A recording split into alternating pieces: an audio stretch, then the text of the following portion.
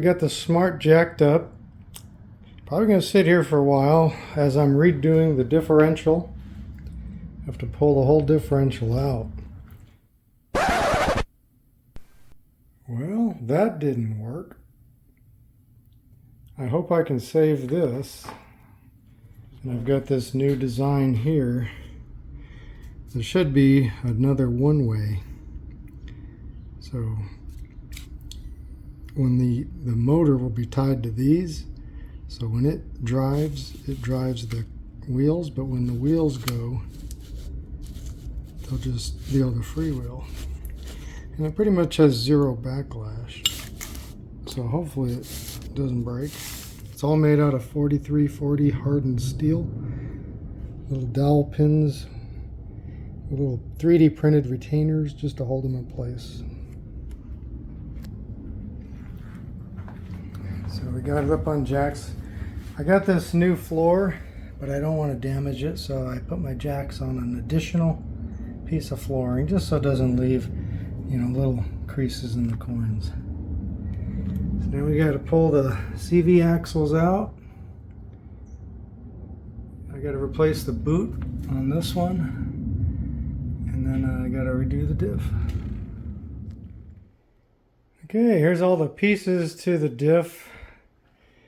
This one here, I got to machine the surface back flat and bore this out to fit this bearing. And this bearing will also fit concentric in that sprag. That'll keep all that centered.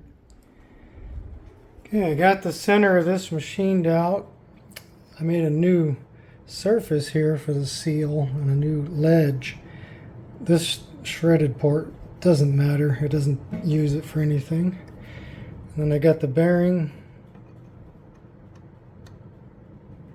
It's a nice tight press. And that'll keep the sprocket balanced on two bearings. The larger one goes down in there. So next I have to mount this up in the lathe and turn this ID to fit this bearing.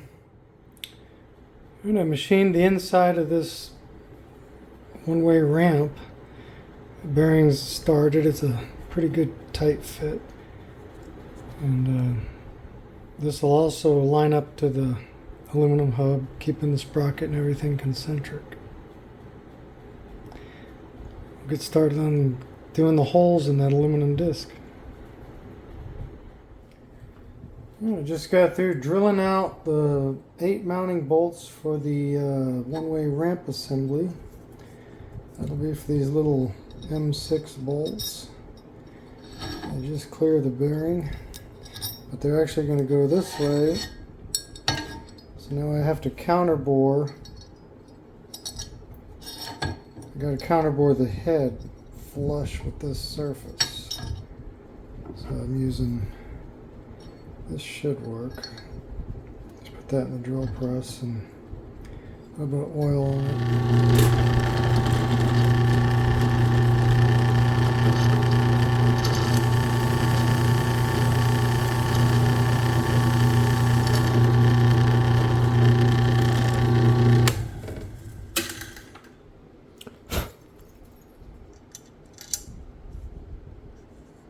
Just a little more.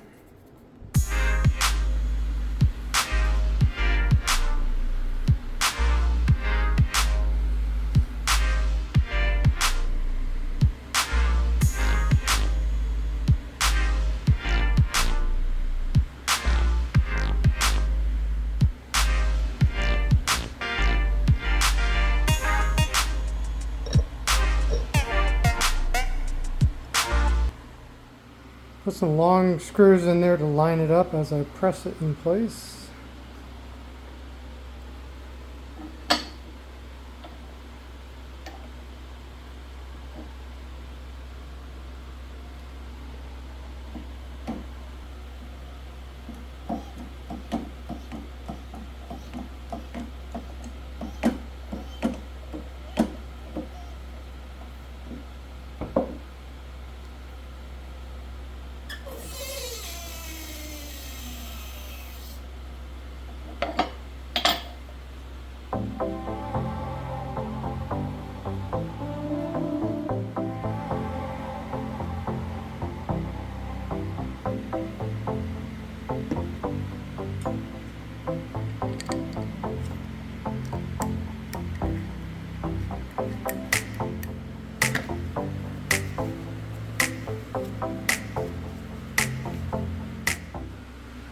Okay, got all the bolts in.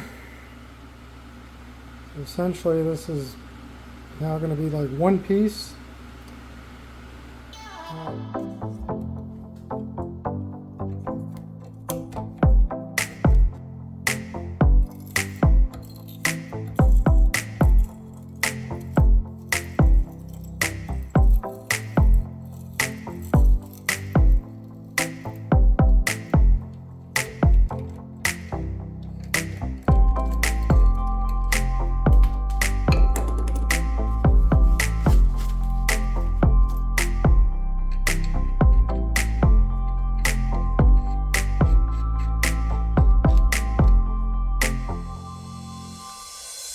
Only 6 more to go. Okay, just got done making this grease seal nylon. And this little machine groove I repaired here, don't worry about that. This nice surface here, that's where this fits.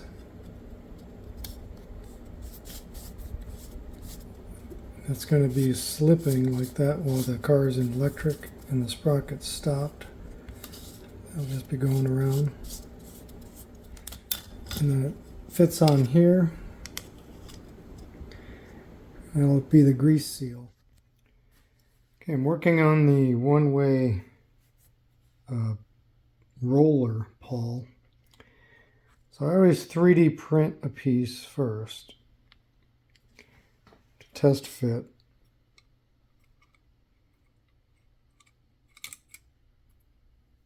Just to make sure it's like in the right place. Then my CAD file is correct. Then I'll machine a piece out. This is machined out of PVDF. Actually came out very nice. Then I had to drill the, let's see here. I had to drill these holes in here so I could put these springs in there.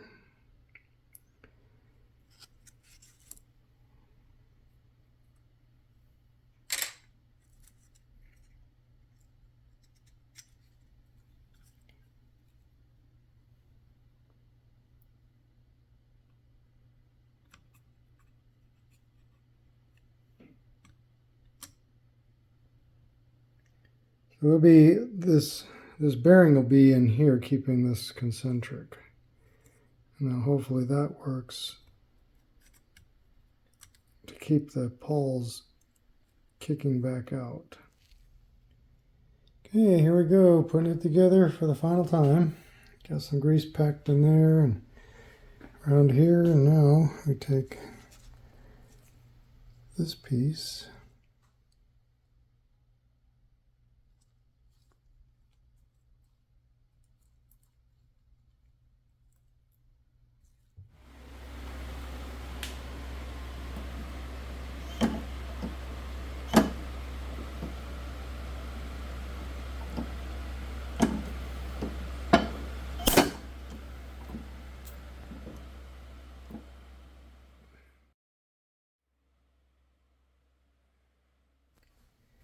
Okay, and there it is. Looks like the seal hopefully holds the grease out. It's kind of hard to do with one hand, but this is the wheels going forward, so the sprocket can actually go that way. You hear the little pawls.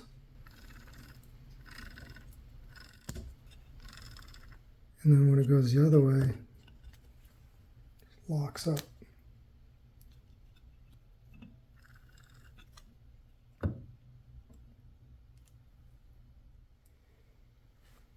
Okay, and then to fit back in the car, I need to have 174 to 174.5 millimeters between the plates.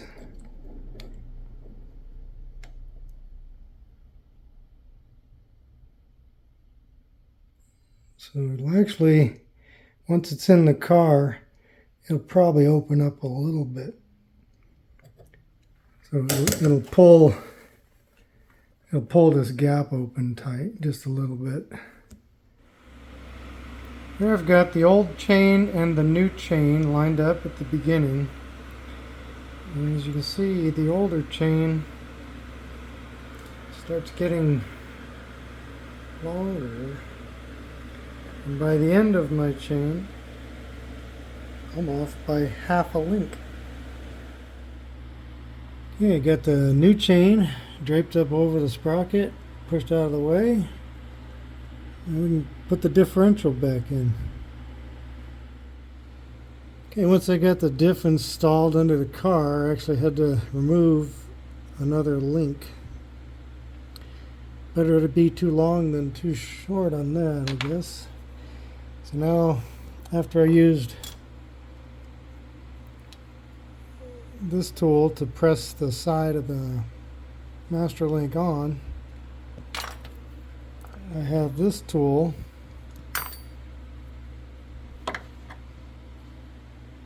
which has a pop-in base to hold the pin and then a magnetic tip to spin the rivet head. I'm doing this one-handed, no room for the tripod under here, but it goes on like that. I'll spare you the details of all the wrenching. There we go, all crimped in.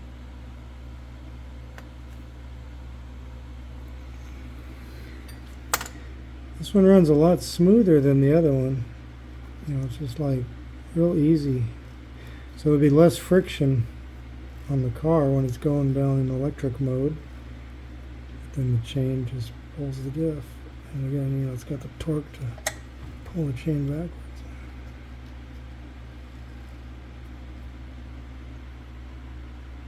I hope this one lasts. It's been sitting a while. I got the motorcycle battery on charge. It's getting down below 2 amps. I made this brace bar for the motor. I think that might be some of the reason it was just like oscillating a little bit. The only thing holding it before was just the, you can't even really see it, but that bolt down there is the top bolt. There's really nothing supporting it front to back other than the plate itself going all the way down. So that ought to take out some of that vibration. And that goes up to the top edge of the firewall where there's a double box and a pinch rod bolted in underneath. So we got it all back together. One last thing I want to do is this Scott oiling system. Got the little vacuum pump reservoir here, the vacuum connections, mounting bracket, a fill tube for the bottle. As you fill it in this little hole, you pop this off. This is some bracketry, and then this is the little nozzle that actually lubes the chain. So here's a good mount for it. I'll probably mount that down on one of the side case bolts and aim it to hold this right at the chain. Okay, I took the metal bracket for the Scott oiler and kind of really had to contort it because down on my side cover down there, there's one bolt hole. And if I mount it to that, it has to turn that way to point at the chain on the return side down there. Let's see if we can get this mounted, and I'll get a closer shot once it's mounted. Can't really get a focus on it, but there it is, right lined up to the chain. Okay, I got it mounted right to my coolant reservoir. Got the hose going down one mount clamp down to the chain. So we pop off this breather out of the side, and that's where you fill it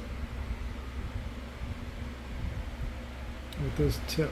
So we'll pause this video and get it going. It looked pretty good, didn't really spill any. Pop this back in the hole.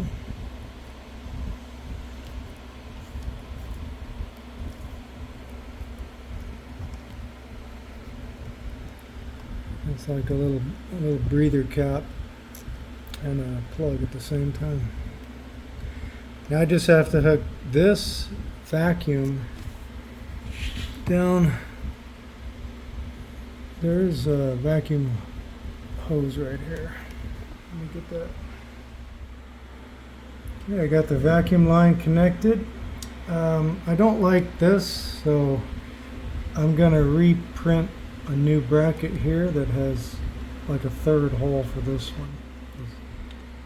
That just doesn't look right.